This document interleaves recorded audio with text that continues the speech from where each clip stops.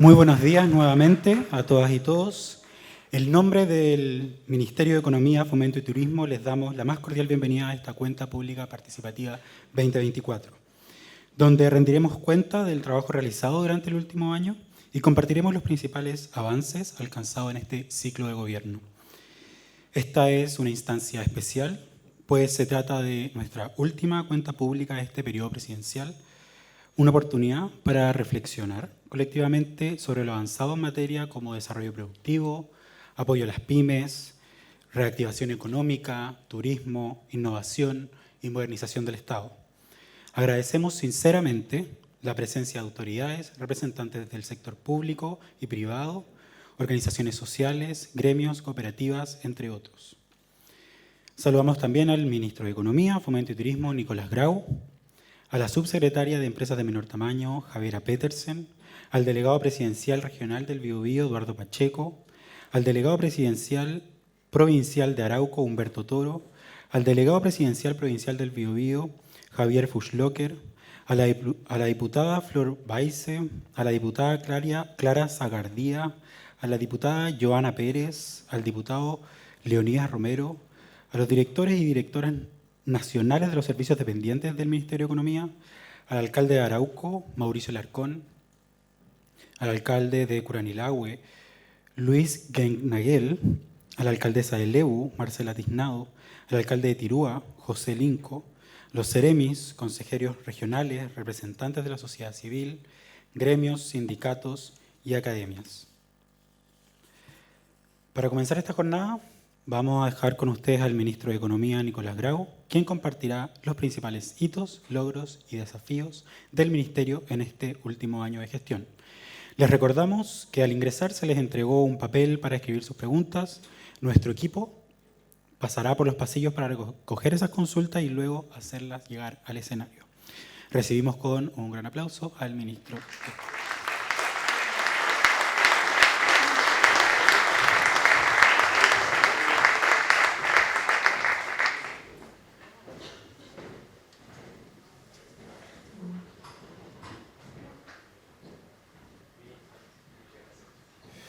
Bueno, muy buenos días a todas y todos. En particular, agradezco a quienes nos reciben acá en Arauco, el alcalde subrogante, las distintas autoridades acá de Arauco y de la región, los sindicatos de acá de Arauco, los empresarios, las empresarias de Arauco, las pymes, sus cooperativas. Por supuesto, también saludo a las diputadas aquí presentes. De verdad les agradezco mucho que vengan a esta cuenta pública. Les voy a dar mucho material, ¿ya?, para poder tener una mirada positiva o crítica de acuerdo a vuestras perspectivas, ¿ya? Pero harto material les voy a dar. Por supuesto, agradezco también al delegado Pacheco, al delegado Toro. Muchas gracias por estar acá. Y por supuesto a todos los colegas del Ministerio, tanto de los servicios, del equipo, todo lo que voy a presentar acá, que espero no sea tan largo, es un trabajo que es un trabajo colectivo, y que resume lo que hemos trabajado los distintos equipos. Aquí está también la subsecretaria Petersen, que junto con la otra subsecretaria Pardo y el subsecretario Salas también tiene un rol muy importante en lo que vamos a presentar hoy.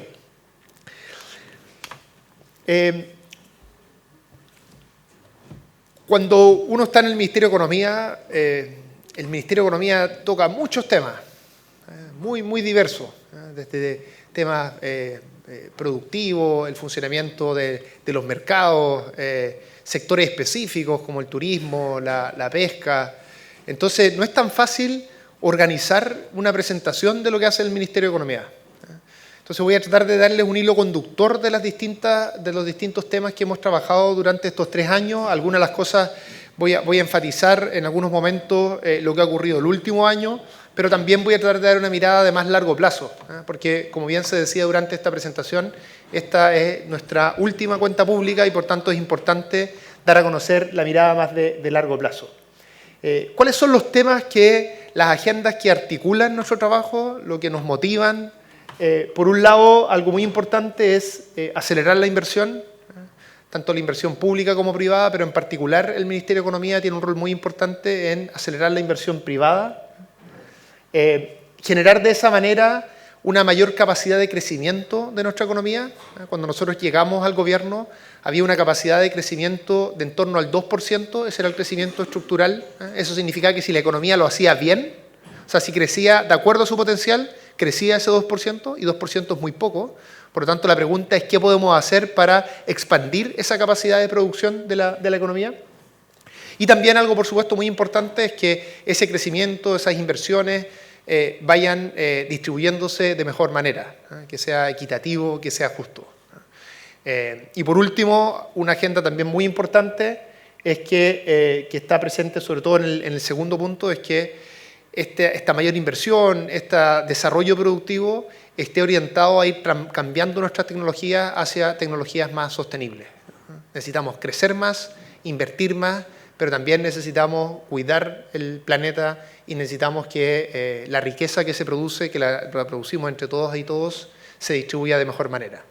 Eso es lo que recorre todo el trabajo del Ministerio de Economía y, por supuesto, es consistente también con la agenda de gobierno. Partamos viendo entonces, que ha sido, yo diría, el foco principal de nuestro ministerio, la agenda de acelerar la inversión. Entonces, lo primero que voy a hacer acá es mostrarle en qué está esto, le voy a mostrar datos, y después les voy a mostrar cuáles son las distintas políticas, mecanismos, distintos proyectos de ley, en algunos casos ya aprobados, que hemos hecho para efectos de acelerar la inversión.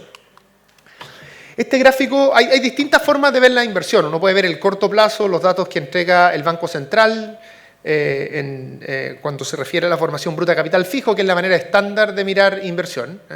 Pero si uno quiere entender un poquito mejor cómo viene el futuro de la inversión, el futuro inmediato de la inversión, el mejor dato que existe son el Catastro de Bienes de Capital, la CBC, que lo que hace es consultar a todas las empresas que hacen inversiones más importantes respecto a cuáles van a ser sus proyectos de inversión los próximos 5 años. Y esa visión de qué es lo que va a pasar los próximos 5 años se va entregando de manera trimestral. Entonces, lo que muestra este gráfico es, en la parte de arriba, los dos primeros gráficos, es la proyección que se hacía el primer trimestre del 2023, como al año de que nosotros llegamos. Esa era la proyección que se hacía de cuál iba a ser la inversión los siguientes 5 años. Y está dividido en inversión nacional, que es lo que está más abajo, e inversión extranjera. Esas dos sumaban como 27.000 millones de dólares. Y además ustedes pueden ver que, no sé, una parte muy importante es minería, hay otra parte que es muy importante que es energía. Y también hay una parte inmobiliaria, que tiene un rol bastante relevante, sobre todo en la parte nacional. ¿Cómo ha cambiado esto después de 2 o 3 años de gobierno? Porque eso era desde el 2023. Eso es lo que se ve en los dos gráficos de abajo. Entonces, lo que ustedes pueden ver es que saltamos de una inversión que se esperaba para los siguientes 5 años, desde el 2023, de unos 27.000 millones de dólares a una inversión de unos 54.000 millones de dólares. Es decir, las perspectivas de inversión, más o menos las perspectivas de inversión con las que nosotros recibimos el país, son muy distintas a las perspectivas de inversión con las que nosotros vamos a dejar el país. También se puede aprender de este gráfico cuáles son esos sectores, los que están movilizando esto con más fuerza. Minería saltó de 7.000 millones de dólares a 21.000 millones de dólares. Hay un cambio ahí muy importante. Y esto fue justo después de que se aprobara el royalty en el Parlamento, con un apoyo bastante transversal, lo que demuestra que uno puede distribuir más, pero que si lo hace con certeza, con claridad, y los distintos inversionistas pueden saber en el fondo, pueden evaluar realmente sus proyectos de inversión, aun cuando tengan una rentabilidad algo menor a propósito del royalty, esa inversión se puede desarrollar. También energía juega un rol muy importante. Y lo otro interesante de este gráfico es que la inversión nacional salta, pero el gran aumento viene dado por la inversión extranjera.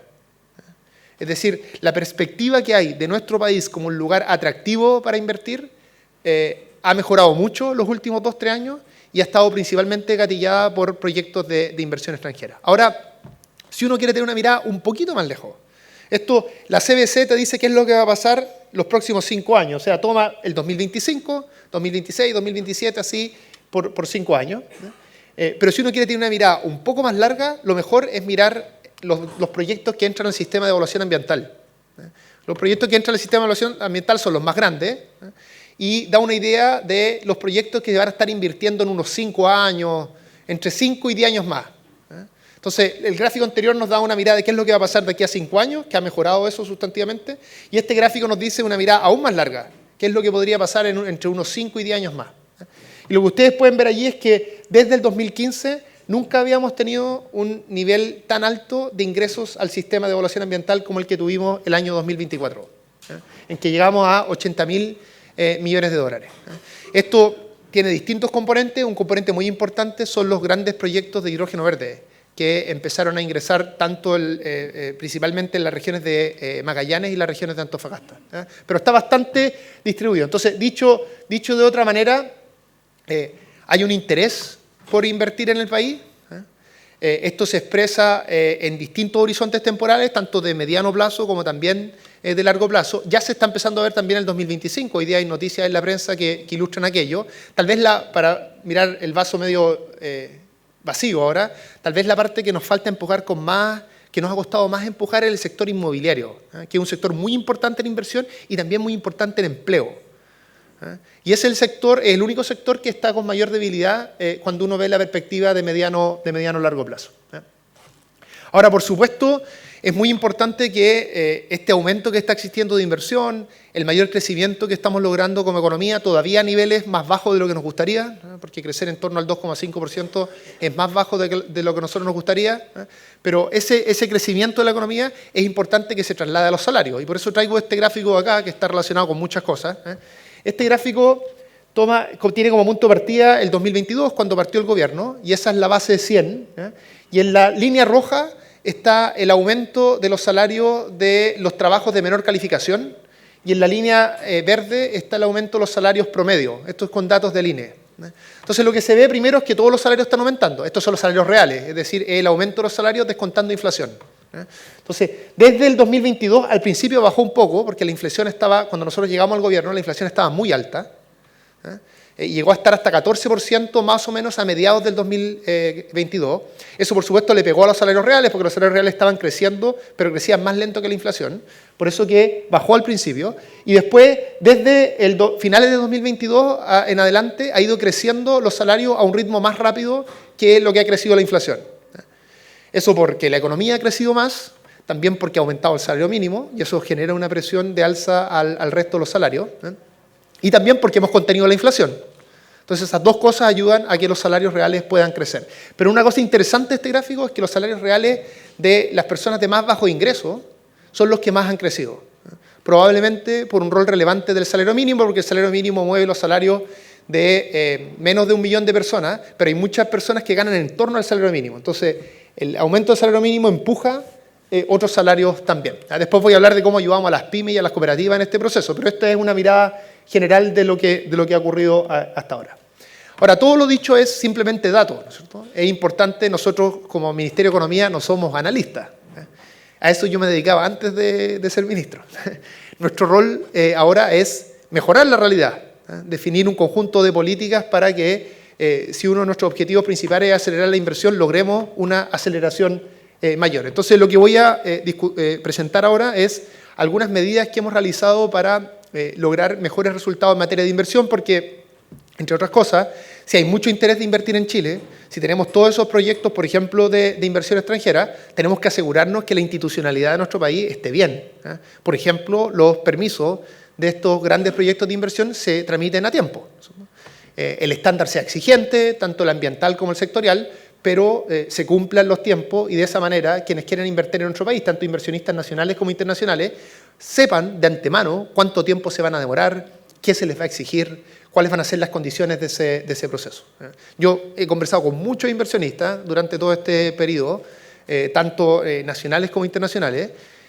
No recuerdo a alguno que me haya solicitado que algún estándar se redujera. Además, el Ministerio de Economía no puede hacer algo de ese tipo, pero nunca me lo han solicitado, sino que lo que se solicitan en cambio es que se cumplan los tiempos, exista certidumbre respecto a lo que va a ocurrir. Y a ese respecto, probablemente la reforma más importante que hemos impulsado como Ministerio de Economía es la recientemente aprobada Ley Marco de Permisos Sectoriales, que toca una parte muy importante de esto que les acabo de comentar, ¿cierto? En materia de permisos, tanto los permisos sectoriales como los ambientales son importantes. Esta ley se centra en los permisos sectoriales. Los permisos sectoriales estamos hablando de más de 400 permisos, de la más diversa naturaleza. Por ejemplo, hay unos 80 de esos 400 que son permisos sanitarios. Son permisos que dan 40 instituciones distintas, es decir, están de manera muy descentralizada. Y a pesar de que cada uno de estos permisos tiene un rol, nosotros siempre decimos que los permisos son importantes porque buscan proteger a la sociedad de ciertos riesgos. La situación actual es de, digamos, antes de la aprobación de esta ley, es de, yo diría, mucho desorden institucional. No hay un sistema de permisos sectoriales. Entonces, esta ley, al crear un sistema y generar un conjunto de medidas que voy a describir más adelante, va a permitir reducir los tiempos entre un 30 y un 70%, sin por ello reducir el estándar regulatorio. Muchas personas se preguntan, bueno, pero ¿qué tan importantes son los permisos sectoriales? Porque cuando uno lee sobre todo la discusión de políticas públicas, pareciera que lo único importante son los permisos ambientales.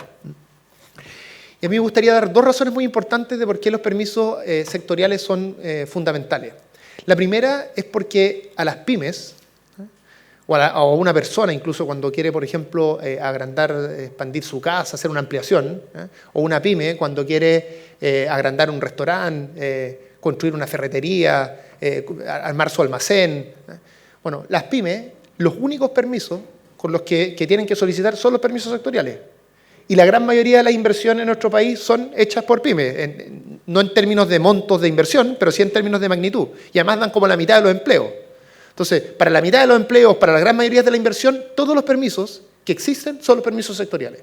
Por lo tanto, esta ley es muy importante para ello y va a permitir reducir los tiempos en particular de esos proyectos de inversión más pequeños, más de un 50% en la mayoría de los casos, ya hasta un 70%. Y la segunda razón es que incluso los grandes proyectos de inversión, los permisos sectoriales son relevantes. Hay un dato de la Comisión Nacional de Evaluación y Productividad que dice que en un proyecto minero grande, la parte ambiental de los permisos ambientales toma más o menos un tercio y la parte sectorial toma 2/3. O sea, los permisos sectoriales son muy importantes tanto para los pequeños proyectos de inversión como también para los proyectos de inversión más grandes. Ahora, ¿qué es lo que hace este proyecto? Es muy largo presentarlo acá, se nos iría toda la presentación, de hecho, en describir los más de 150 artículos de esta ley marco, ¿no? Pero aquí voy a dar algunos titulares de lo que hace este proyecto de ley, que recientemente aprobado por la Cámara de Diputados y Diputadas en su tercer trámite, en que, como les decía, la filosofía que tiene este proyecto es reducir de manera sustantiva los tiempos, pero sin bajar el estándar regulatorio. Entonces, algunos ejemplos de lo que hace. En la actualidad, por ejemplo, los permisos se piden de manera secuencial muchas veces. Te dicen, antes de este permiso del MIMBU, necesitas un permiso del SAC. Y muchas veces no hay ninguna razón para ello, porque cada uno de estos permisos son autocontenidos, se pueden evaluar de manera aislada de los otros permisos. Entonces, una de las cosas que hace este proyecto de ley es que dice, ahora los titulares van a tener el derecho a tramitar todo de forma paralela, todos los permisos de forma paralela. Ese es un cambio gigante. Imagínense que los permisos que uno tiene que tramitar fueran 2, cada uno de ellos tomará 6 meses, te demoras 1 año si son secuencial. Y en cambio, si son paralelos, te demoras 6 meses. Entonces, es un cambio muy importante que, dicho sea de paso, apenas este proyecto de ley sea ley, eso opera inmediatamente. Declaraciones juradas en contextos de bajo riesgo. Hay muchos permisos que en realidad involucran riesgos bajísimos para ese proyecto de inversión en particular. Entonces, ¿qué es lo que hace este proyecto de ley? Les dice, en esos casos, usted va a poder hacer una declaración jurada para 50 de estos 400 permisos en contextos de bajo riesgo. En la declaración jurada se tiene que cumplir el estándar. La única diferencia es que es el titular el que certifica el cumplimiento del estándar y, por supuesto, a posterior hay fiscalización. Eso nos va a permitir que los sectores, los servicios sectoriales que están totalmente atochados, revisando una cantidad de permisos gigantes y que eso no les permite llegar a tiempo, ahora se van a enfocar solo en los permisos que realmente involucran más tiempo, y de esa manera van a, por un lado, a verse beneficiadas las pymes porque van a utilizar mucho las declaraciones juradas, y las empresas más grandes que van a utilizar menos declaración jurada porque tienen en general proyectos de inversión de mayor riesgo, van a verse beneficiadas porque ahora los servicios van a tener tiempo para poder responderle a ellos en los tiempos que especifica la ley, porque solo se van a dedicar a los permisos de mayor complejidad. Vamos a tener una ventanilla única, va a existir a partir de esa ventanilla única informes públicos, toda la información va a ser ahora transparente, Vamos a tener silencios administrativos positivos también van a haber incentivos, van a haber mejoras regulatorias constantes, en fin. Entonces es un cambio muy importante, que es con certeza el cambio más importante que se ha hecho en materia regulatoria en Chile en décadas y que nos va a permitir, insisto, acelerar de manera muy importante la inversión. Déjenme, tengo 2 ejemplos, solo voy a dar uno por temas de tiempo, pero esta es una ruta crítica de permisos sectoriales de, por ejemplo, un jardín infantil. Alguien quiere construir un jardín infantil y tiene que pedir una serie de permisos. Tiene que pedir permiso de edificación en las DOM, permisos de recepción en las DOM, autorización sanitaria, informe sanitario, autorización de funcionamiento de Mineduc y finalmente la patente municipal. En cada uno de estos permisos, este proyecto de ley va a tener un rol. Por ejemplo, en permisos de recepción va a haber declaración jurada, un jardín infantil pequeño va a ser de bajo riesgo, por lo tanto va a utilizar declaración jurada.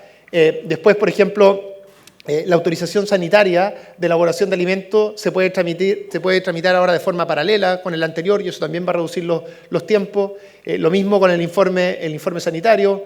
En el caso, por ejemplo, de autorización de funcionamiento del Mineduc va a existir silencio administrativo positivo. Eso significa que si el Ministerio no responde a tiempo, ese titular va a tener el derecho a poder avanzar y tener un permiso, digamos, una autorización que va a ser equivalente a la que hubiese sido dada por el Ministerio. Y finalmente, la patente municipal. Todo eso va a implicar en este caso, de acuerdo a las estimaciones de nuestro equipo, una reducción de 60% del tiempo. Aquí no lo voy a describir esto, pero un hostal también tiene una ruta crítica que se podría reducir ahora en un 75% del tiempo.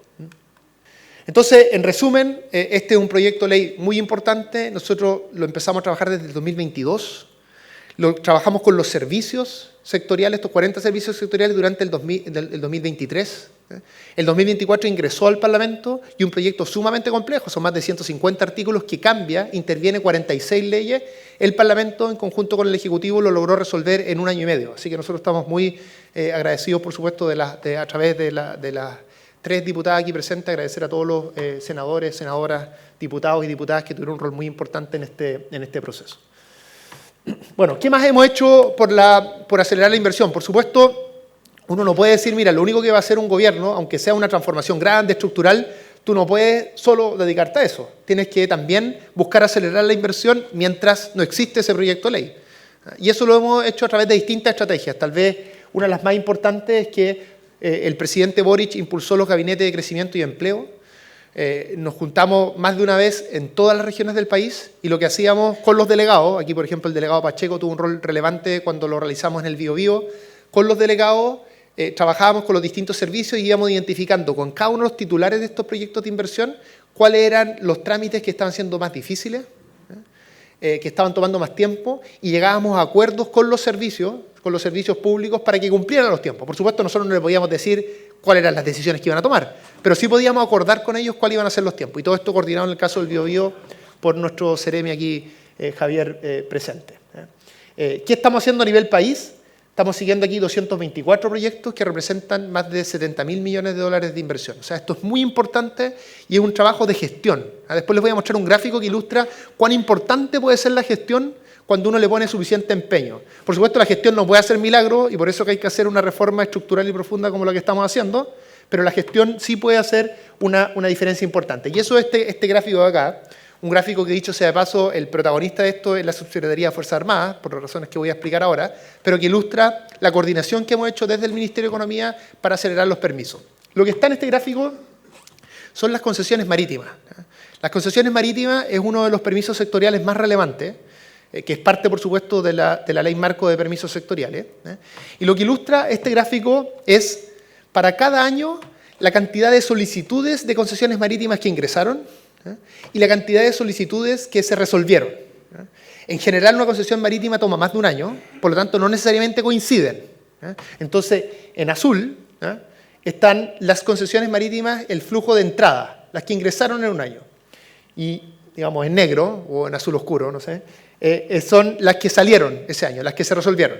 Entonces, antes de nuestro gobierno, los 4 años anteriores, ingresaban más de las que se resolvían, que eso es lo que sale en la primera parte que ustedes pueden ver. ¿Eso qué significa? Que el stock estaba aumentando, es decir, en la Subsecretaría de Fuerzas Armadas cada vez había un monto más grande de solicitudes de concesiones marítimas pendientes. El 2022, nuestro primer año, no fue un año bueno. Por eso aquí estamos presentando todo lo que hicimos bien y lo que hicimos mal. Fue un año bueno en el sentido de que ingresaron muchas solicitudes, lo que es un signo de que había interés por invertir, porque normalmente estas concesiones marítimas tienen asociado algún tipo de inversión. Pero lo que estuvo malo fue nuestra producción, digamos. O sea, resolvimos poco el 2022. Ahí es cuando nosotros decidimos abordar este tema. ¿Y cómo lo abordamos? Lo abordamos con más gente en algunos casos y también con una estrategia de gestión elaborada en conjunto con la Subsecretaría de Fuerzas Armadas, que finalmente quienes dan estos permisos. El 2023 logramos casi un empate y el 2024 empezamos por fin a reducir el stock y a resolver muchas más concesiones marítimas de las que ingresaban. El 2025 no lo tengo acá, pero es una dinámica muy parecida a la del 2024. Entonces, la gestión tiene logro. Requiere esfuerzos monetarios, porque aquí hubo más gente trabajando, pero también esfuerzo en términos de incentivos, de trabajar en equipo para resolver un problema. Nuestra mirada es que esto no es suficiente y por eso que estamos haciendo una reforma profunda, pero lo que ilustra este gráfico es que no nos hemos quedado solo en hacer esta reforma tan importante en materia de permisos sectoriales, sino que hemos buscado a través de la gestión avanzar de forma más rápida. Y esto ustedes lo pueden encontrar en distintos servicios sectoriales. Mucho de lo que se ha hecho acá en el contexto del Plan de Fortalecimiento Industrial del Biobío, del que voy a hablar más adelante, también dice relación con este tipo de avance. Otra cosa que es muy importante, que todavía la estamos tramitando en el Congreso, y esto lo lidera su tramitación la subsecretaria Petersen aquí presente, es la creación de la Agencia de Financiamiento e Inversión para el Desarrollo, AFIDE. Nosotros, cuando hablábamos de este asunto durante nuestro programa de gobierno, hablábamos de la banca de desarrollo. ¿Cuál es la idea de esta institución?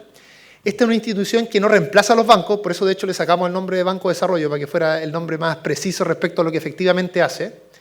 Pero lo que hace lo voy a ilustrar con un ejemplo bien simple. Imagínense una empresa mediana, que quiere invertir para una nueva tecnología. Una tecnología que le permita ser más productiva y más verde. Va a un banco, pide el préstamo para invertir en esa nueva tecnología. El banco evalúa el préstamo y le dice, yo entiendo este préstamo, entiendo los riesgos, sé que va a haber un flujo a futuro, en fin, pero me parece demasiado riesgoso. No le da el préstamo por esos riesgos. Eso pasa muchas veces. Y si pasa sistemáticamente, lo que sucede finalmente es que el sistema financiero no ayuda a las empresas a hacer las transformaciones productivas que tienen que realizar. ¿Qué es lo que hace una agencia de esta naturaleza? Una de las cosas fundamentales que hace es que da garantías. Entonces le dice a ese banco, sigue haciendo la evaluación, pero ahora tiene una garantía de una institución del Estado que le dice si el privado finalmente no paga ese crédito, hay una parte del crédito que lo paga el Estado. Eso hace que finalmente ese mismo banco, con la misma evaluación, ahora que el riesgo se reduce a propósito de la garantía del Estado, le puede prestar a esa empresa. Entonces, lo que ilustra ese ejemplo es que cuando uno requiere acelerar la inversión y en particular acelerar la transformación productiva de las empresas hacia tecnologías más limpias, hacia tecnologías con mayor innovación, uno necesita instituciones que agilicen el sistema financiero. Y eso es justamente lo que hace esta agencia, que ya fue aprobada en la Cámara de Diputados y Diputadas, fue con un acuerdo, de hecho, con la oposición, solo el Partido Republicano lo tuvimos con voto en contra, pero aquí las parlamentarias presentes votaron a favor, y ahora lo estamos tramitando en el Senado. Entonces estamos cerca de poder tener esta institución que va a ser muy importante para acelerar la inversión y la transformación productiva en nuestro país. Materia de turismo, un sector muy importante. El turismo emplea... el aplauso, muy bien. Veo que está presente el turismo acá. En materia de turismo, para que se hagan alguna idea, en Chile el turismo emplea casi 700.000 personas. Entonces es muy importante, si hay algo, cerca de 9.500.000 personas en Chile empleadas, estamos hablando que el turismo emplea más como un 8%. Entonces es un sector muy importante. Y hemos tenido buenos datos del turismo presente. Aquí nos acompaña el director nacional de Cernatur. Primero, en materia de turismo receptivo, es decir, de turismo extranjero, el 2024 tuvimos 5.249.000 personas, lo que significó un aumento del 40% respecto al 2023. Aquí yo siempre planteo que cuando a veces se dice lo mal que está nuestro país, que ya no... O sea, Yo sé que tenemos muchos desafíos, muchos. Tal vez el más importante el de seguridad y después los de crecimiento económico. Y hay que trabajar duro por resolver esos problemas, porque todos tienen derecho a vivir en un lugar con paz, con tranquilidad. Pero cuando uno ve que tenemos 5.200.000 personas que vinieron, que un 40% más de lo que llegó el 2023, significa que nuestro país sigue siendo un país atractivo, bonito, con gente agradable para poder compartir, y eso tenemos que sacarle más provecho. El 2025 vamos incluso mejor que el año 2024. Entonces estamos teniendo buenos años. Esto ha sido mucho trabajo de la Subsecretaría de Turismo, de Cernatur, porque nuestro país salió más tarde de las políticas de confinamiento en general, comparado con, por ejemplo, los otros países de Sudamérica, y eso hizo que cuando pudiéramos retomar la política de turismo, tuviéramos un rezago respecto a todos los otros países. Entonces nos costó primero recuperar las cifras del 2019 y ya el 2024 logramos pasar también las cifras del 2019. Así que ha sido harto trabajo. ¿Qué otras cosas estamos haciendo? Primero, que hay una estrategia nacional de turismo sustentable que lideró la subsecretaria Pardo, que se discutió en todo el país y que nos da una hoja de ruta respecto a lo que tenemos que realizar. Y además se está tramitando un importante proyecto de ley que ya pasó también por la Cámara de Diputados y Diputadas y que ahora está en el Senado, que nos va a permitir tener una serie de incentivos para acelerar el turismo. Y entre otras cosas, además nos va a permitir juntar más recursos para poder hacer más promoción de nuestro país en el extranjero. Otro tema que es muy importante, y este es específicamente importante para el Biobío, tengo un ejemplo ahí concreto para el Biobío, es la ley de cabotaje. Esta ley también la aprobamos, en la Cámara de Diputados y Diputadas ya no han aprobado todo, así que estamos nuestros desafíos están en el Senado. Esta ley también fue aprobada en la Cámara de Diputados y Diputadas con amplísima mayoría, y el Biobío totalmente cuadrado con las parlamentarias y parlamentarios del Biobío apoyando esta reforma. ¿Qué nos va a permitir esto? En la actualidad hay muchas restricciones respecto al cabotaje. Para no aburrirlos con este proyecto que es un poco largo, cabotaje básicamente, ¿no es cierto?, es el transporte marítimo al interior del país. Entonces, como hay tantas restricciones, uno de los problemas que tenemos en la actualidad es que cuando, hablando de Arauco, ¿no es cierto?, de esta provincia, cuando se produce celulosa acá, y se quiere exportar celulosa a Bolivia, como la ruta óptima sería ir de los puertos del Biobío, ir hasta Arica, y de Arica ir de manera terrestre a Bolivia. ¿Okay? Esa sería la ruta óptima. El problema es que el viaje desde Biobío a Arica es cabotaje, se considera cabotaje en la actualidad. Y entonces, como hay muchas restricciones de cabotaje, ese viaje finalmente no se hace, o porque es muy caro o porque ni siquiera hay alguien que pueda proveer el servicio. Entonces, ¿qué es lo que hacen? Viajan de Biobío al Callao, del Callao se devuelven a Arica, y de Arica se van de manera terrestre a Bolivia. Como porque del Biobío al Callao no cuenta obviamente como cabotaje. Bueno, ese es el tipo de ineficiencias que va a solucionar este proyecto. Este es un proyecto que lideramos en conjunto con el ministro Muñoz, el ministro de Transporte, y ya estamos en la votación en particular en el Senado. Es decir, pienso, a un par de meses de que podamos sacar adelante este proyecto que va a significar un ahorro de eficiencia de cientos de millones de dólares y le va a dar más competitividad a los puertos del Biobío y también a la producción de esta región. Vamos ahora a otra área que es muy importante, las MIPYMES y las cooperativas, que ha sido uno de los ejes de nuestro gobierno. Veo que hay barra para los distintos temas. Aquí voy a comentar distintas cosas que hemos realizado en apoyo a las pymes y cooperativas que normalmente son transversales, cubren distintos sectores. Por ejemplo, el sector del turismo, las pymes son muy importantes. Nuestro gobierno, una de las promesas más sustantivas que realizó en campaña y que cumplió luego en el gobierno fue aumentar el salario mínimo. El salario mínimo en Chile se ha aumentado más o menos en términos reales en torno a un 20%. En términos reales significa que es el aumento nominal menos la inflación. Es decir, el aumento real refleja lo que realmente puede comprar, cuánto mejora la capacidad de compra de la familia. Ahora, cuando se decía queremos subir el salario mínimo en Chile más, cuando se decía eso hace 10 años o en las discusiones, en general se decía esto es imposible porque las pymes no lo van a poder pagar. Y es cierto que hay una gran heterogeneidad productiva en el país, es decir, las pymes tienen menor productividad que las empresas más grandes y eso les impide a las pymes pagar salarios más altos muchas veces. Entonces teníamos efectivamente ese problema. Bueno, nosotros tomamos una aproximación simple para abordar este problema, fue decir, subsidiemos a las pymes, apoyémoslas, ayudémoslas en esa transición. Y hubo 2 subsidios a las pymes, también aprobadas en el Congreso al mismo tiempo que se aprobaban los salarios mínimos, una del 2022 y después una aprobada del 2023 que operó desde el 2023 hasta abril del 2025. Y esto implicó crear un subsidio que nunca había existido en nuestro país, un subsidio que terminaron recibiendo mes a mes en torno a 150.000 empresas de menor tamaño, que terminó beneficiando indirectamente, porque este era un subsidio a las empresas, pero terminó beneficiando indirectamente a más de 500.000 trabajadores que empleaban estas empresas, que les permitió retener esos empleos, y que significó algo así como 200.000 millones de pesos apoyando a las pymes. Esto fue transitorio en cierto sentido, las pymes sabían eso, pero era una forma de ayudarlas en este tránsito hacia salarios más altos. Todas estas políticas, esta y las que voy a comentar más adelante, además fueron discutidas en el Consejo Consultivo de Empresas de Menor Tamaño, porque algo distintivo de lo que hemos buscado hacer como gobierno y en particular en el Ministerio de Economía es que las políticas se discutan con los actores. Es decir, discutimos con las pymes. Por supuesto, a las pymes en general no les gustaba el aumento del salario mínimo, les gustaba el subsidio y teníamos que conversar con ellas cuál era el diseño más razonable que combinaba estos dos aspectos. Y en general llegamos a acuerdos bastante amplios en este y otros temas. Por ejemplo, no los tengo acá porque ha sido de otros años, pero aumentamos las compras públicas a las pymes.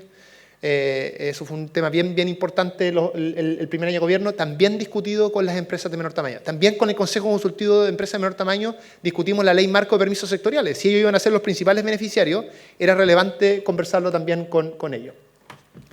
Otra cosa muy importante que hemos hecho como gobierno y que no tenía en nuestro programa de gobierno, yo diría, el protagonismo que merecía, y esto es un aprendizaje, espero yo, para los gobiernos que sigan, son todas las emergencias que hemos tenido como país. Todas estas emergencias que normalmente tienen además una implicancia para las personas, para su vida cotidiana, en los incendios y en otras emergencias se perdieron vidas, pero también además de todo ello hay efectos productivos muy importantes. Entonces aquí hay un listado que ustedes lo pueden ver, todas las emergencias que hemos enfrentado, las más grandes, y acá tengo al lado izquierdo todos los subsidios de apoyo que han existido desde Cercotec y desde Corfo para ayudarle a las pymes que puedan sortear este problema. En esto tuvimos que innovar harto. Por ejemplo, cuando nosotros llegamos al gobierno, si tú tenías una emergencia, estaba súper establecido en el Ministerio de Desarrollo Social que tenía que haber una ayuda social para los hogares. Y había un protocolo y algo estaba estandarizado y funcionaba súper bien. Pero no existía lo mismo para las pymes. Entonces, no es que los gobiernos anteriores no lo hayan hecho, lo hacían, pero no había un procedimiento estandarizado de cómo ayudar a las pymes. Y esas son las cosas que hemos hecho durante el gobierno. Entonces ahora ocurre de forma muy parecida a los hogares. Se les entrevista, se ve cuál es el daño que tuvieron y hay programas, el más grande de Cercotec y después de Corfo para hacer inversiones de empresas un poco más grandes, digamos, pymes, pero más bien de la parte mediana de las pymes. Y tenemos más de 100.000 millones de pesos que han sido aporte para las pymes en todas estas emergencias. Al principio nos demorábamos un poco más y al final hemos ido acortando los plazos, llegando cada vez de forma más rápida para apoyar a estas empresas para que no despidan a los trabajadores, entre otras cosas, y puedan continuar sus negocios. Aquí hay algunos ejemplos del Biobío, en el que, por supuesto, los alcaldes aquí presentes, las diputadas aquí presentes, todas siempre empujan porque esta cosa llegue bien a la región, cuestión que estamos bien porque son los representantes de la región. Entonces aquí hay algunos de los ejemplos que algunos hemos tenido que tener más flexibilidad. Por ejemplo, el Fondo de Desarrollo de Ferias Libres. En general estos programas son para los sectores formales y entre otras cosas por la gestión de las parlamentarias aquí presentes se impulsó que esto también llegara a las ferias libres, buscando la flexibilidad y la manera de hacerlo. Así que esto ha sido muy importante y yo diría que, insisto, el esfuerzo principal que hemos hecho acá no es solo luchar porque existan estos recursos, sino también generar un procedimiento para que a las pymes se les llegue de forma más rápida. Por ejemplo, cuando nosotros llegamos, cuando Cercotec hacía esto, les pedía a las empresas, a personas que, no sé, se le había quemado, por ejemplo, su empresa, les decía que les trajeran un papel de impuestos internos viendo cuáles habían sido sus ventas el año anterior, de forma tal de saber que era una pyme. Y nosotros dijimos, bueno, pero si nosotros, el Ministerio de Economía le puede pedir este papel de impuestos internos, basta que nosotros tengamos el RUT de la empresa. Entonces también cambiamos procedimientos de ese tipo porque decíamos, si hay una persona que está angustiada, que hasta puede haber tenido problemas con su familia, ¿cómo le vamos a estar pidiendo papeles que el Estado ya tiene? Entonces, hemos hecho distintos avances para efectos de hacer esto de forma más rápida y que las pymes se sientan y las cooperativas se sientan debidamente apoyadas. Algo muy importante en términos de la pesca de las empresas de menor tamaño y que ha sido relevante tanto en el caso de emergencias como en el caso también del desarrollo productivo, es la actividad de Indespa. Está acá Leonardo, su director nacional. Indespa era una institución que se creó hace pocos años, menos de 10 años, y que cuando nosotros llegamos al gobierno, por razones obvias muchas veces y porque tocó la pandemia, en fin, era una institución que estaba recién creada, pero muy tambaleante todavía, sin todavía la fuerza suficiente, no era capaz, por ejemplo, de llegar a acuerdos con los gobiernos regionales, en fin. Y ahora eso es bastante distinto. Indespa tiene mucha más musculatura y se ha ido transformando en el aliado de la pesca artesanal para efectos de poder hacer su desarrollo productivo y también responder a la emergencia. Estuvimos hace poco con el director, por ejemplo, en Mejillones, entregando apoyo para las embarcaciones, la pesca artesanal que sufrió a propósito de unas marejadas totalmente anormales que tuvimos hace algunos meses, en febrero, en el norte de Chile. Entonces aquí algunas de las cosas que se ha hecho Indespa el año 2024, se ejecutaron más de 20.000 millones de pesos, el grueso de ellos son fondos concursables.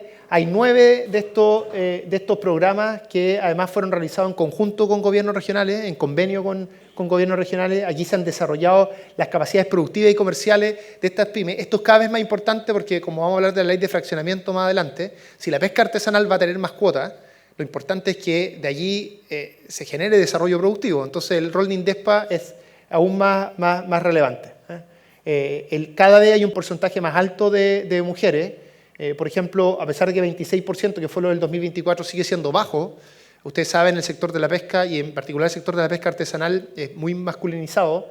Entonces ese 26% es un aumento de 11 puntos porcentuales respecto al 2023. Entonces estamos efectivamente avanzando y el 2024 se financiaron más de 6.000 proyectos, lo que representó un aumento de más del 17% respecto al 2023. Así que nosotros estamos contentos porque Indespa, que es quien tiene que impulsar el desarrollo de la pesca artesanal, ha ido logrando una capacidad institucional que no tenía al momento que ingresamos al gobierno, y eso se expresa también en mayores recursos y llegar a más actores. Algo relevante que hemos construido con las pymes es este plan de desarrollo estratégico para las pymes, que va a implicar, entre otras cosas, cambiar el estatuto PYME, que quienes estén más familiarizadas de la vida y de los esfuerzos que han hecho las pymes en su impacto en las instituciones y las políticas públicas. El estatuto PYME es algo muy importante y eso lo vamos a lograr avanzar, esperamos, antes de que terminemos como gobierno. Hemos hecho también algunas innovaciones relevantes en Cercotec. Cercotec ya le hablaba del rol de Cercotec en las emergencias. Ahora les voy a hablar también del rol de Cercotec en sus programas más bien permanentes. Una de las cosas que fue haciendo Cercotec históricamente, esto antes de nuestra administración, era, por ejemplo, preocuparse, tenía inicialmente el capital semilla, ¿no es cierto?, que era cuando alguien quería pasar del sector informal al sector formal. ¿Qué pasaba?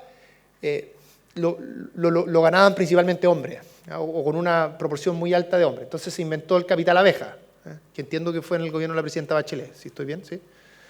Entonces, capital abeja es un fondo para formalización, para el primer paso, para mujeres emprendedoras. Pero después, una cosa que nos dimos cuenta nosotros para tratar de seguir impulsando esto, que las mujeres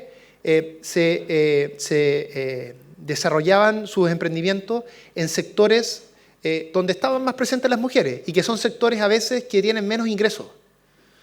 Entonces, la pregunta era cómo hacíamos que empezaran a hacer pymes en sectores, por ejemplo, ligándose más a lo industrial, a lo manufacturero, de manera tal de que pudieran acceder a sectores de mayor ingreso que le iban a permitir tener mayor rentabilidad en su empresa. Entonces, ahí es cuando se creó Capital Pionera, que justamente lo que hace es impulsar negocios de mujeres en sectores que son históricamente de baja participación femenina. Eso lo partimos primero en 3 regiones y ya este año lo hemos generalizado a todas las regiones del país. Un tema importante que también hicimos a los comienzos del gobierno y que fue lograr tramitar un proyecto de ley que venía de la administración anterior, así que ahí hicimos la mitad de la pega, fue la modernización de la ley de insolvencia. Esto es muy importante, lo hace la superintendencia del rubro, la Superir, porque cuando una empresa empieza a tener problemas y muchas veces tiene que quebrar, uno tiene que preocuparse de que esa empresa quiebre de la mejor manera posible, ¿no es cierto? Que eso implica no tener problemas, por ejemplo, para sus proveedores, para sus trabajadores, y eso hay que hacerlo bien y hacerlo de forma económica, eficiente. Pero más importante que eso, muchas veces una empresa pequeña, puede tener problemas de liquidez, pero puede seguir siendo rentable en el largo plazo. Entonces lo que hay que hacer es reorganizar esa deuda, para que esa empresa pueda salir adelante y después con los flujos futuros pueda salir a flote. Y esa es una de las cosas que ayuda a la superintendencia y que a propósito de esta ley se puede hacer de forma más barata ahora. Porque si una empresa pequeña que está con problemas de liquidez, además tiene que contratar a alguien que le vea la contabilidad y todo ese proceso es mucho más difícil, entonces la Superir ayuda en ese proceso. Entonces esta es una ley que, digamos, se habla muy poco de ella, pero es bien importante para el funcionamiento de la economía y hay miles de usuarios que sacan ventaja de esto todos los años. Algo muy importante para nosotros también era el desarrollo del sector de cooperativas. En Chile hay algo más de 2.000 cooperativas. Solo durante este gobierno se han creado más de 600. Hemos tenido un crecimiento de más de 10% por año. Y a pesar de que hay solo poco más de 2.000 cooperativas, hay más de 2 millones de cooperados, de personas que participan en cooperativas, principalmente en cooperativas de ahorro y crédito. Entonces este es un sector muy importante y siempre se decía, queremos impulsar las cooperativas, en fin, pero lo único que existía era una división en el Ministerio de Economía cuyo rol principal es la fiscalización de las cooperativas, que es el DAES.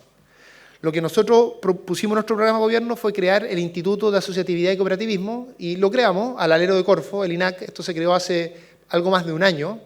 Y el rol principal del INAC, que va a estar articulado con municipios, con gobiernos regionales, va a ser impulsar el sector cooperativo. Y eso lo hemos estado haciendo, insisto, desde hace algo más de un año.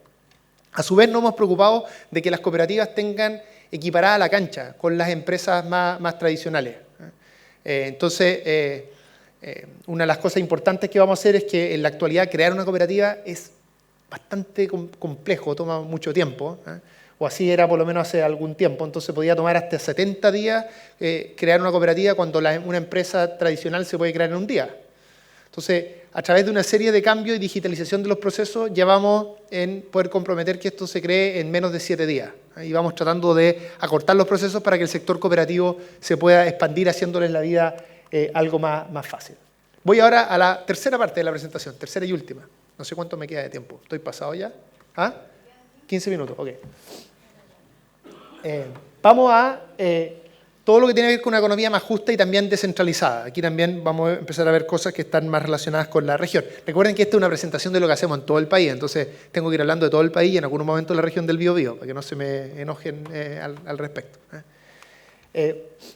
Primero, ley de fraccionamiento, una ley muy importante, con mucho debate en esta región, entre otras cosas porque esta región tiene un sector artesanal muy grande. Piensen, por ejemplo, Leuvo, Coronel, entre otros, y también tiene un sector industrial muy grande. Entonces, todas las tensiones propias de este proyecto de ley se vivieron con especial fuerza en esta región. ¿Qué es lo que hizo esta ley en simple? Es una ley que favorece al sector artesanal, a nuestro juicio se llega a una distribución más justa, pero nos preocupamos, y aquí tuvieron un rol muy relevante los sindicatos de la pesca industrial que están presentes, de que esa mejora del sector artesanal no pusiera finalmente en riesgo los empleos del sector industrial. Y esa ecuación fue difícil, pero yo diría que se consiguió un resultado bastante positivo y ahí está la foto con la que celebramos hace algunos pocos días con el presidente. Algunos temas relevantes, sobre todo relevantes para la región, por ejemplo, los cambios que hay en materia de jurel, sardina y anchoveta, esto va a ser muy importante para la región. Y en el caso además del jurel, algo importante es que como no solo se distribuye más jurel del sector industrial al sector artesanal, sino que también se agranda la torta, porque la cuota global de jurel aumentó un 25%. Lo que sucede en la práctica es que la industria queda más o menos con la misma cantidad de toneladas que tenía antes de esta ley, en términos de jurel, pero el sector artesanal crece como 4 veces lo que tenía con anterioridad. Entonces esto va a ser una gran oportunidad para el fortalecimiento del sector artesanal en la región y al mismo tiempo va a permitir cuidar los empleos.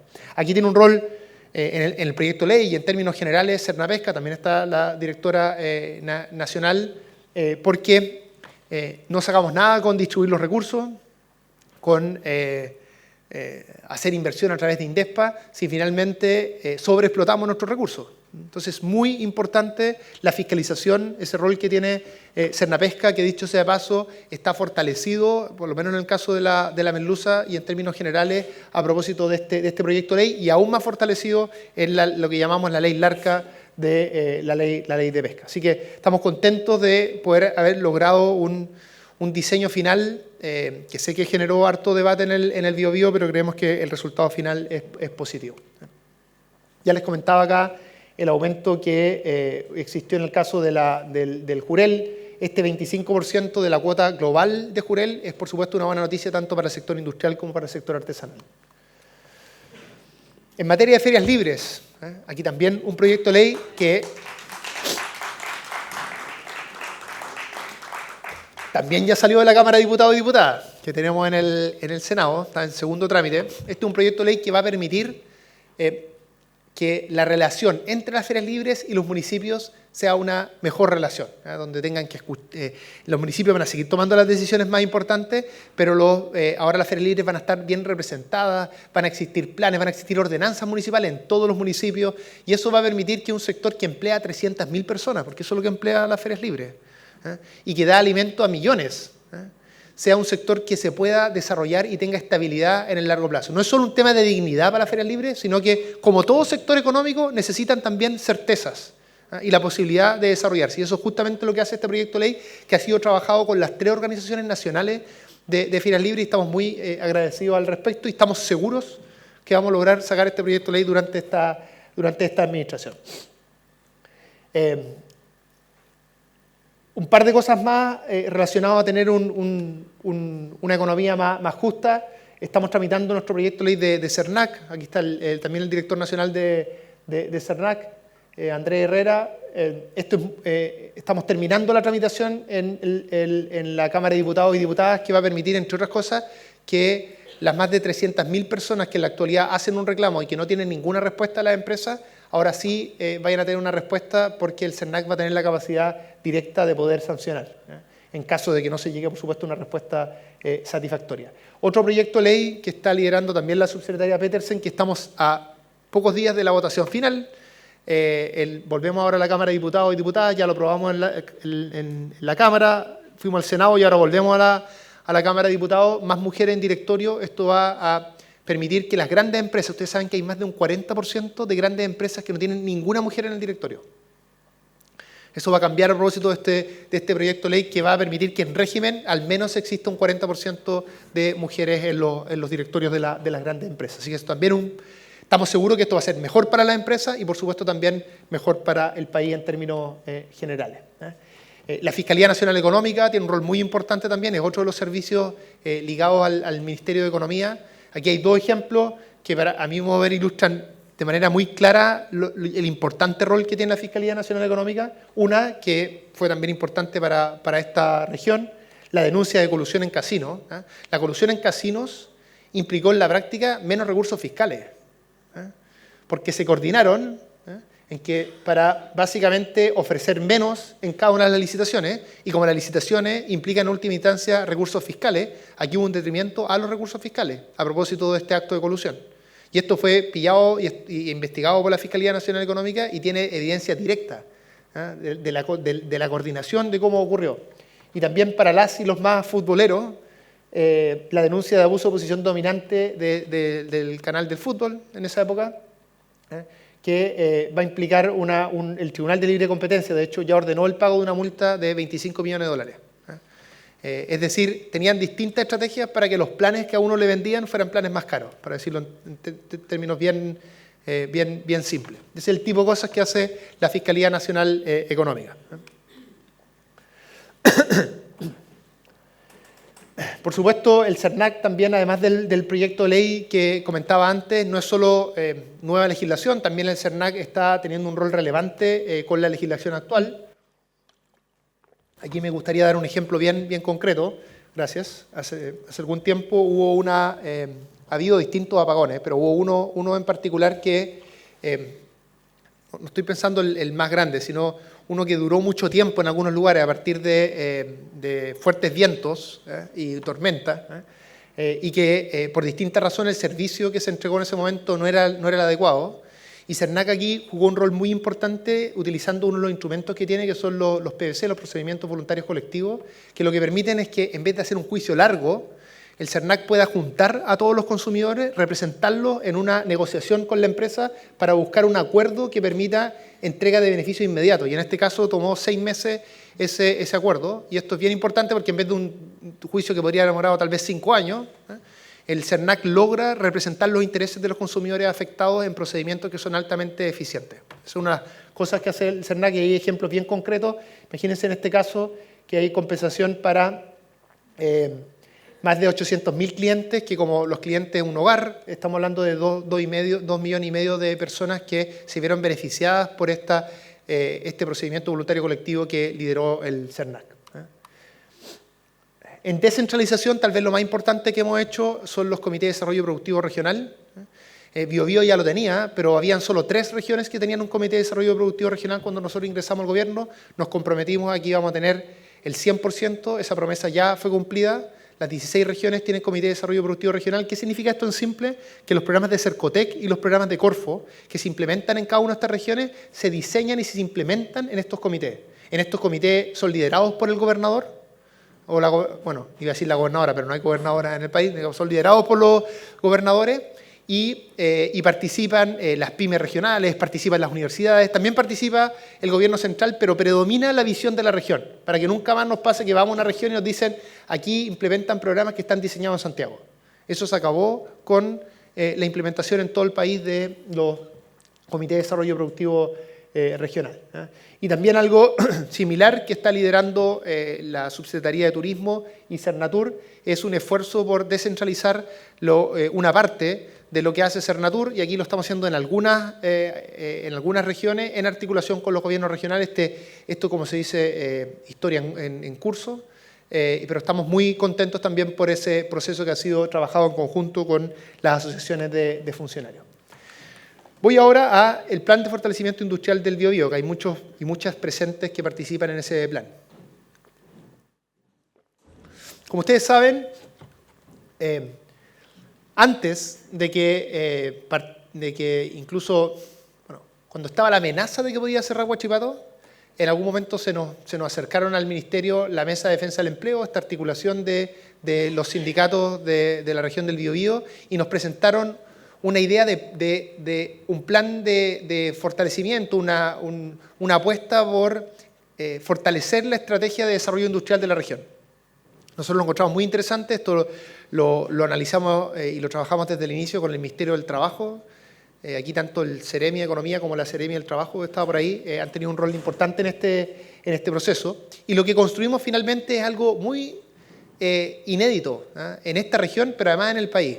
Este es un plan liderado inicialmente, bueno, y todavía por los sindicatos, pero participan también los gremios empresariales. En el fondo están los sectores económicos, sus sindicatos, los sectores económicos, sus gremios empresariales, están los gremios grandes, están las pymes, están las universidades, está el gobierno regional, que tiene un rol muy importante también, está la delegación, y todos juntos trabajamos un plan de 32 medidas que estamos implementando con fuerza y que yo creo que ha tenido frutos importantes en la región.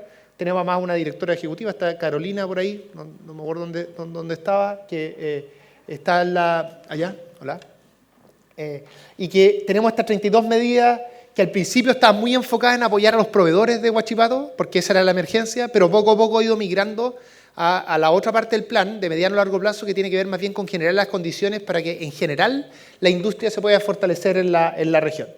Entonces, algunas de las cosas que se han hecho, bueno, en el corto plazo se logró apoyar a las empresas con subsidios laborales y también con subsidios para que pudieran hacer una inversión que les permitiera buscar nuevos compradores. Nosotros identificamos a todas las empresas que le vendían mucho a Huachipato.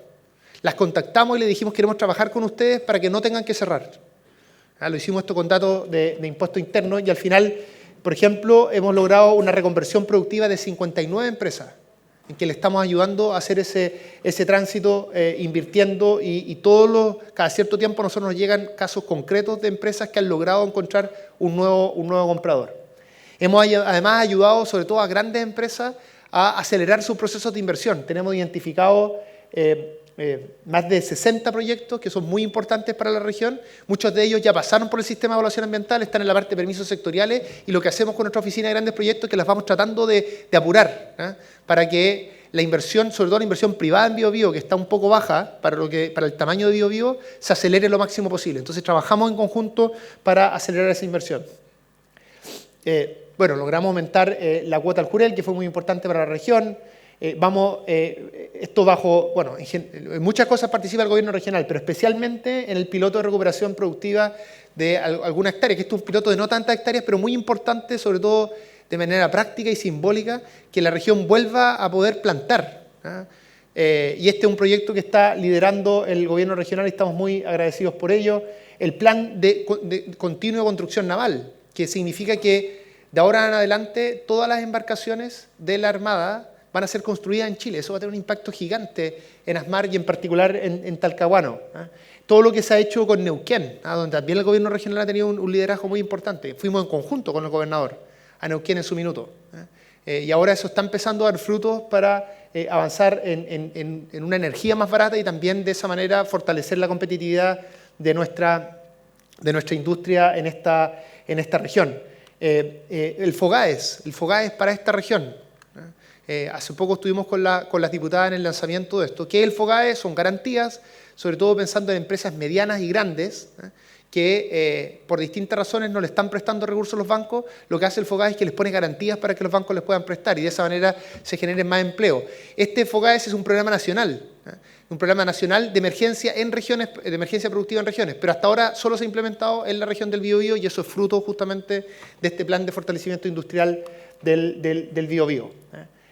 Aquí algunos hitos además relacionados a la parte de Corfo, porque uno dice, ok, protegimos a las empresas en el corto plazo, estamos fortaleciendo las industrias ya existentes, pero también es importante que se desarrollen nuevas industrias y se desarrollen nuevas tecnologías para la industria, y eso requiere acción y recursos del Estado. Entonces aquí hay ejemplos de recursos concretos que está entregando Corfo. 10 millones de dólares para anillos industriales para la demanda de hidrógeno verde en Biobío.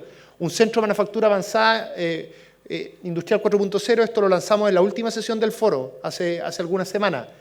Más de 8.000 millones de pesos, por lo tanto cerca también de 10 millones de dólares.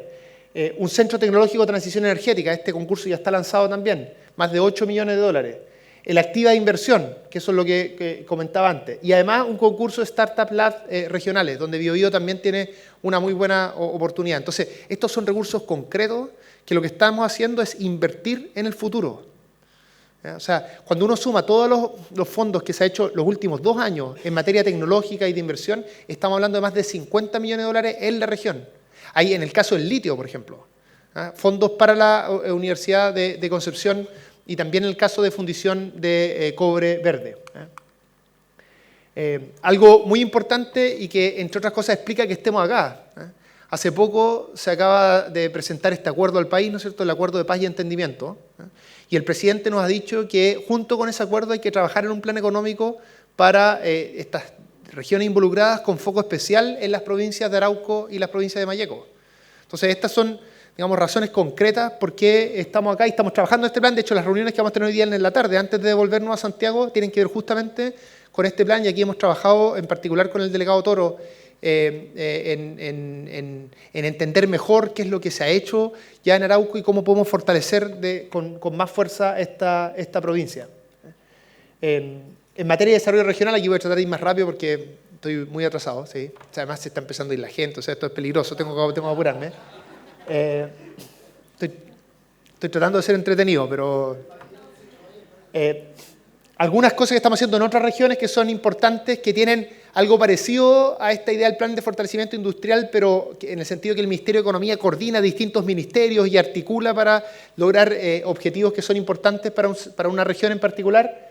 Pacto Magallanes, para fortalecer las industrias de hidrógeno verde en Magallanes. El corredor bioceánico vial, que es importante con más fuerza en Tarapacá y Antofagasta, pero también para Arica y Atacama. Vamos a tener ahora una visita, por ejemplo, a Brasil en septiembre con empresarios chilenos para acelerar el proceso de este corredor bioceánico vial.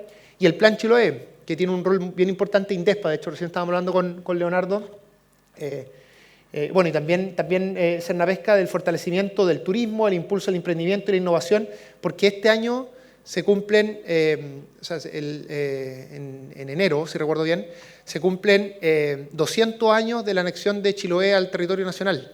Y eso se está celebrando con un plan de fortalecimiento productivo también para esa importante región.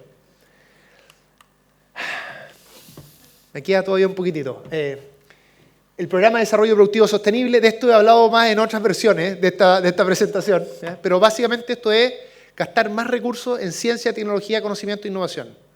Y no solo de manera desorientada, sino que orientada a lo que realmente necesitan nuestros desafíos productivos y nuestros desafíos ambientales.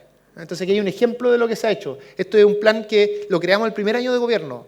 Ya llevamos, lo diseñamos y se echó a andar el 2023. Ya llevamos 3 años de implementación, más de 350.000 millones de pesos invertidos. Estamos hablando de 2.300 beneficiarios.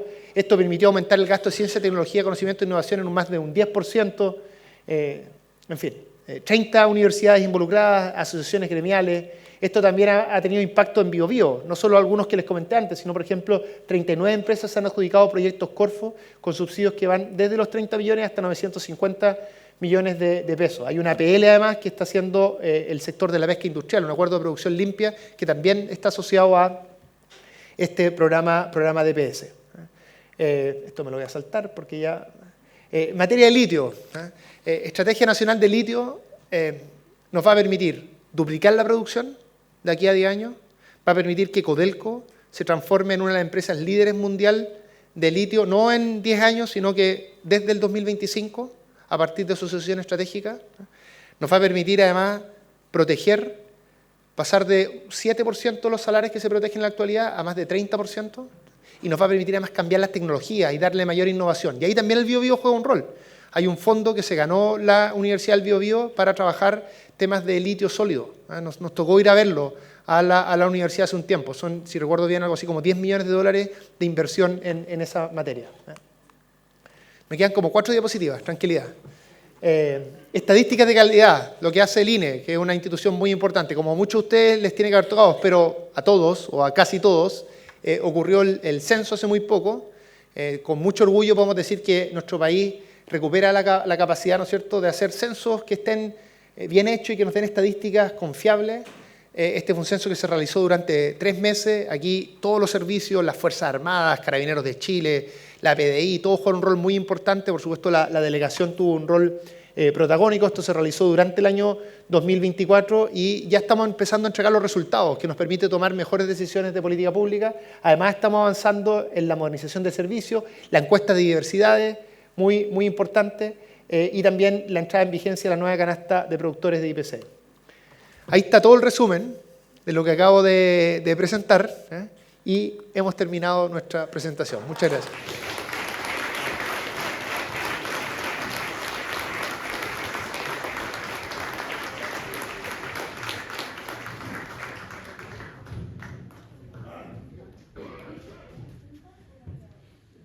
Ya. Agradecemos al ministro por su presentación. Ahora vamos a dar paso a las preguntas. No tenemos tanto tiempo, entonces el equipo seleccionó las más difíciles. ¿Ya? Las más difíciles para responder respecto a las dudas que tenía el público. Ya, entonces Francisca va a leer las preguntas. Podría ser que cuando se lea la pregunta, el que la escribió levante la mano para que nos crean que fueron preguntas hechas acá. Porque... Aló. No, un galleteado puede ser, pero por lo menos que sea una persona... Ya. La primera pregunta es de Walter Lazo Aguilera. ¿Cómo logramos que las cooperativas puedan competir empresarialmente? Esto en consideración a discriminación de la banca, falta de apoyo político por las autoridades locales y provinciales, falta de profesionales especialistas, boicot social y político por relacionar la organización cooperativista con sectores de izquierda, desconociendo resultados técnicos y profesionales positivos de las cooperativas. ¿Contesto ese al tiro? Mejor. A ver, primero, Nosotros pensamos que puede haber muchas más cooperativas.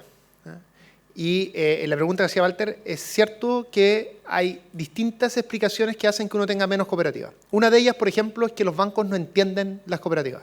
Entonces, a pesar de que una cooperativa puede tener muchos flujos, igual no les dan una cuenta como se la darían a cualquier empresa. Y a veces tienen que trabajar incluso con cuentas personales, lo que por supuesto es una limitante muy grande. Hemos logrado algo avanzar en eso. Hicimos acuerdos con Banco Estado, que lo hemos tratado de ir empujando en esta dirección, y actualmente, y pasamos como de, si recuerdo bien, como de 600 cooperativas que eran clientas de Banco Estado a como 1.500. O sea, se ha hecho un trabajo, pero yo creo que hay que hacer mucho más. Entonces hay que igualar la cancha, hay que preocuparse que todas las licitaciones las cooperativas puedan participar. Tú, cuando estuvimos el otro día en Ñuble, para las cooperativas estaban las cooperativas ya eléctricas, por ejemplo, y se habían ganado recién una licitación grande Subtel. Es el tipo de cosas que hay que preocuparse, o sea, que puedan competir en el fondo de igual a igual. Nosotros estamos convencidos que si la cancha es pareja, las cooperativas se van a poder desarrollar. Ahora, el tema más ideológico, bueno, eso es paradigmático porque históricamente, aquí me voy a una leve digresión, en la tradición de la izquierda no necesariamente las cooperativas eran tan bien vistas históricamente, y eran más bien impulsadas en Chile por los partidos de centro. Por ejemplo, la Democracia Cristiana tuvo un rol tradicionalmente muy importante en las cooperativas. Pero yo diría que en la actualidad yo veo que en todos los sectores políticos hay una visión positiva de las cooperativas. Así que creo que hay una muy buena oportunidad para que este sector se pueda desarrollar mejor y pueda mostrar todas sus virtudes. Por nuestro lado, nosotros vamos a seguir trabajando para poder acelerarlas. Siguiente pregunta es de Juan Olate. Ahí está Juan. ¿Existe Juan? Sí, Bien. no se ha ido. ¿Qué pasará con las ferias libres que no cumplan con el porcentaje de 50% de alimentos, entendiendo que en el sur cultivar su alimento y sus necesidades son otras? Sí.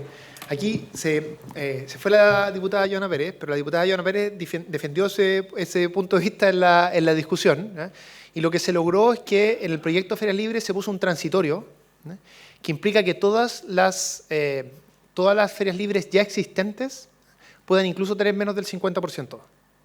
Pero tienen que solicitar la inscripción en el registro que se va a abrir, y va a existir esa flexibilidad. Las ferias libres que se creen a futuro se les va a exigir el 50%, pero todas las ya existentes, que son más de 1.000, van a poder operar incluso con menos de, o sea, ser consideradas como ferias libres y por lo tanto parte de este proyecto, aún teniendo menos de un 50% de venta de alimentos frescos.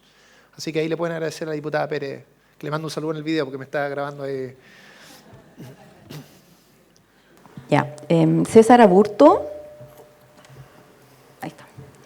La provincia de Arauco, con su alto potencial turístico, ¿por qué no se ha dado énfasis a esta industria que genera muchos beneficios económicos y sociales? El turismo también es una industria.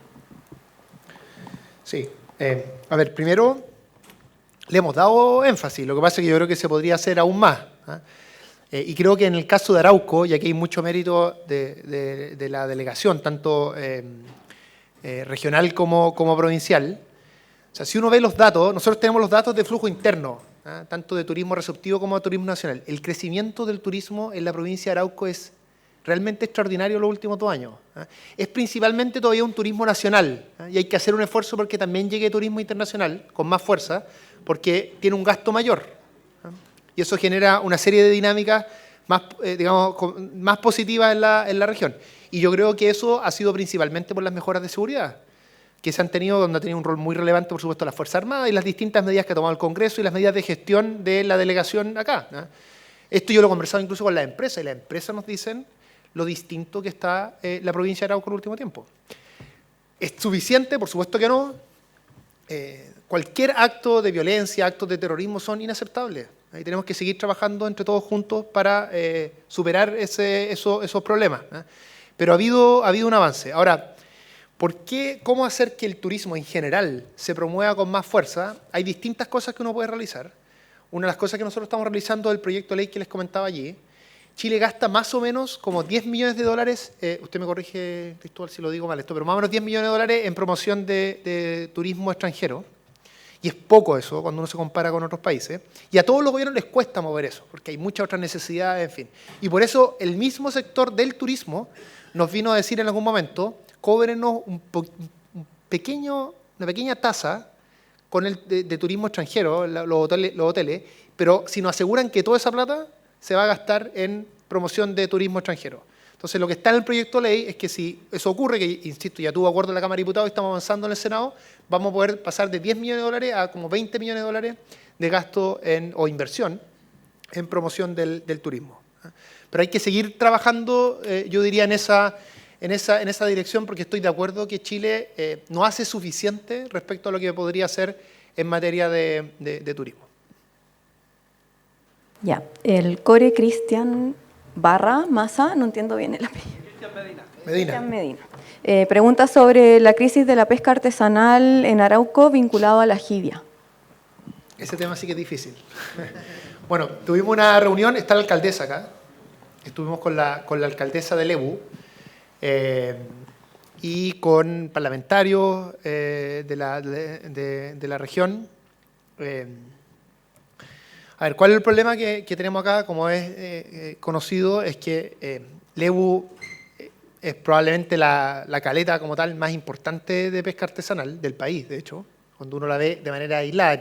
Entre los lagos y el Biobío se disputan la supremacía en la pesca artesanal, pero Lebu en particular es una caleta muy fuerte y que es fuerte en reineta y en jibia, que son dos recursos que en este momento están pocos, porque se mueven. Entonces, lo que ha solicitado los pescadores, la alcaldesa, es que esto se vea como una especie altamente migratoria, lo que podría permitir cambios en la política y en las restricciones actualmente existentes. Lo que nosotros hemos dicho es que esa no es una decisión del gobierno, sino que es una decisión del comité científico. El comité científico se juntó algunos días, tomó una decisión, pero todavía no la transmite públicamente. Yo desconozco esa decisión porque es una decisión, insisto, de un ente independiente, y está muy bien que así sea, porque ustedes se imaginan, bueno, esto pasaba antes de hecho en nuestro país, lo complejo que sería proteger los recursos pesqueros si los gobiernos pudieran decidir, por ejemplo, agrandar la cuota o cambiar las restricciones que existen. En el fondo lo que pasaría es que los sectores que se movilizan más podrían conseguir esos cambios y finalmente no se podría proteger el recurso. Entonces es muy importante que nosotros seamos respetuosos de esa división y que la política decide, por ejemplo, el fraccionamiento en el Congreso, pero no decide la cuota global. La cuota global la decide el ácido científico para proteger el recurso. Y lo mismo ocurre respecto a la nomenclatura o la caracterización como especie altamente migratoria. Así que eso es bien importante. En cualquier caso, nosotros por supuesto que estamos preocupados por la situación del Lebu, y en caso que no se pueda, no se declare altamente migratoria, bueno, tendremos que buscar otras medidas para apoyarlos porque es una situación muy apremiante. Ya. Sergio Vera. Ahí está Sergio. Ahí está. Según su presentación, la mayor inversión dentro del país es extranjera. Es por ese motivo que el gobierno insiste en mantener la suma urgencia en el Congreso Nacional un proyecto de ley que licita a todas las pesquerías chilenas y con esto pase una de nuestras riquezas naturales a manos chinas, o que las pesquerías se concentren en las empresas pesqueras más grandes del país. Bueno, como ustedes ven, Sergio siempre hace preguntas fáciles. A ver, yo separaría las cosas. La inversión extranjera es muy importante en el país. Por inversión extranjera se entiende cualquier inversión de una empresa que tiene al menos un 10% de capital extranjero. O sea, la gran mayoría de las inversiones grandes en Chile, no todas, pero la gran mayoría son muchas veces inversión extranjera porque tienen esa combinación, incluso teniendo accionistas mayoritarios nacionales. Entonces, me encantaría convencerlo a todos los que están acá de que la inversión extranjera es positiva en general y no hay que ponerla como en una tensión con la inversión nacional. De hecho, suelen ser muy complementarias. Y además suelen traer nuevas tecnologías, nuevas prácticas. Entonces, no solo nuestro gobierno, sino que todos los gobiernos han buscado promover la inversión extranjera, y tuvo esto, en términos institucionales, tuvo como momento cúlmine, o como el mejor, digamos, el avance más importante, cuando durante el segundo gobierno de la presidenta Bachelet se creó InvestChile, que es la Agencia de Promoción de Inversión Extranjera. Y uno ve los últimos 10 años y la inversión extranjera en general en Chile ha ido para arriba. Y tenemos la inversión extranjera per cápita más alta del continente, que son puras buenas noticias. Por lo tanto, hay una primera parte de la pregunta que yo discrepo, que es esa visión negativa respecto a la inversión extranjera, como si la inversión extranjera pusiera en cuestión nuestra soberanía. Yo no creo que es así, yo creo que uno puede promover inversión extranjera, le hace bien al país de la inversión extranjera y al mismo tiempo cuidar su soberanía. Ustedes han visto que en los últimos temas, por ejemplo, cuando hay discusión a nivel internacional, en fin, siempre el presidente Boric es muy claro y muy firme en hacer valer nuestra soberanía. Y eso siempre nosotros lo vamos a defender como gobierno. Pero creemos que eso es compatible con una inversión extranjera sólida que dé más oportunidades en el país. Discusión distinta es el mérito de las licitaciones, donde con Sergio hemos tenido diferencias en esto. Yo en general pienso que las licitaciones pueden ser positivas en materia pesquera. Ahora, cuando se discutió esto, en el caso de fraccionamiento, perdimos eso en el Parlamento. Y no hubo licitación. Y así es la democracia, en el fondo uno propone y puede ganar o perder. Tiendo a pensar que si ya perdimos una licitación, es difícil que nos vaya bien con la siguiente discusión de licitación, que es una ley más larga, que es difícil que se apruebe durante este gobierno, porque todavía estamos en el primer trámite y una ley de más de 370 artículos. Entonces yo creo que esta es una discusión de largo plazo y creo que ojalá el sector de la pesca industrial se abra más a esta discusión. Y vamos a ir encontrando un buen diseño. La idea de licitar los recursos pesqueros estaba también en la administración anterior. De hecho, la administración anterior proponía licitar el 100%. Y nosotros tenemos me refiero al segundo gobierno del presidente Piñera, nosotros tenemos una licitación más acotada. Pero esto en ningún caso va a ser una discusión que se va a zanjar durante este gobierno. Esta es una discusión que va a tomar más tiempo y es importante que se pueda discutir de manera abierta con los argumentos pro y en contra. Mi única solicitud sería que ojalá no se mezclara con el tema de inversión extranjera, porque creo que en eso debiéramos tener más acuerdo, de que la inversión extranjera es positiva para el país. Perfecto, ministro, muchas gracias. Muchas gracias por la paciencia.